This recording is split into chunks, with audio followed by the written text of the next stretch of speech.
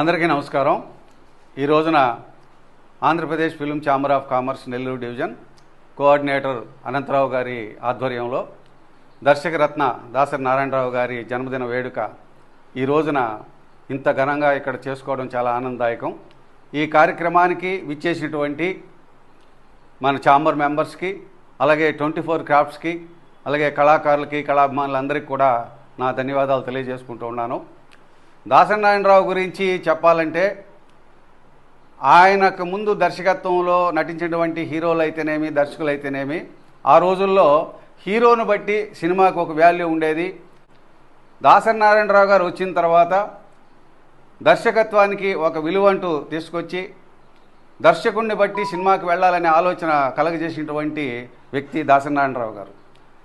ఆయన మన దర్శకత్వానికి ఒక కొత్త మార్గాన్ని చూపించాడని చెప్పి అనుకోవాలి. ఎందుకంటే దాసరి నారాయణరావు గారి సినిమా చూడాలి అని ప్రజల్లో ఒక కొత్త ఒరవడి తీసుకొచ్చినటువంటి వ్యక్తి ఆయన. తర్వాత దాసరి నారాయణరావు గారు ఎంతోమంది కొత్త వ్యక్తులకి సినిమాలో అవకాశాలు ఇచ్చి వాళ్ళని ప్రోత్సహించడం జరిగింది. తర్వాత ఆయన ఉన్నంతకాలం సినిమాకి పెద్దగా ఉంటూ ఏదన్నా చిన్న చిన్న వివాదాలు వచ్చినా కూడా సినిమా రంగంలో ఆయన ఒక పెద్దగా తీసుకెళ్ళి అన్ని ఆయన ద్వారా చర్చించుకోవడం జరిగేది.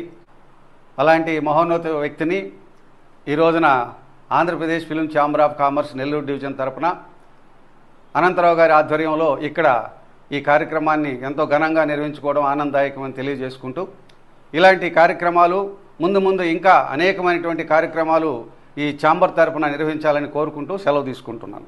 AP film chamber of commerce Nellore division Anantha Rao గారు ఆధ్వర్యంలో ఈరోజు దర్శకరత్న దాసరి నారాయణరావు గారి జన్మదినోత్సవ వేడుకలు ఈ గానం ఆఫీస్లో నిర్వహించడం చాలా ఆనందంగా ఉంది.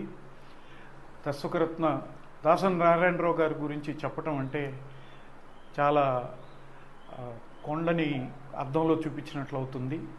ఆయన ఎందరికో మార్గదర్శకులు, గొప్ప చిత్రాలను కూడా ఆయన నిర్మించున్నారు.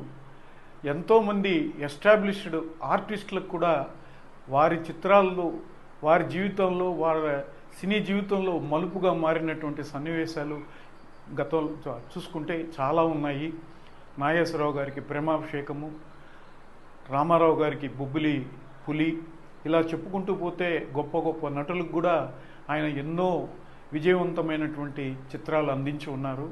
ఇంకా సాహిత్యపరంగా ఎత్తుకుంటే ఆయన సినిమాల్లో ఉన్నటువంటి పాటలు ఈరోజు కూడా శివరంజని కానీ, మేఘ సందేశం కానీ, తూర్పు పడమర, ఇలా చెప్పుకుంటూ పోతే ఎన్ని విజయాలు ఉన్నాయో మనం అర్థం చేసుకోవాలి.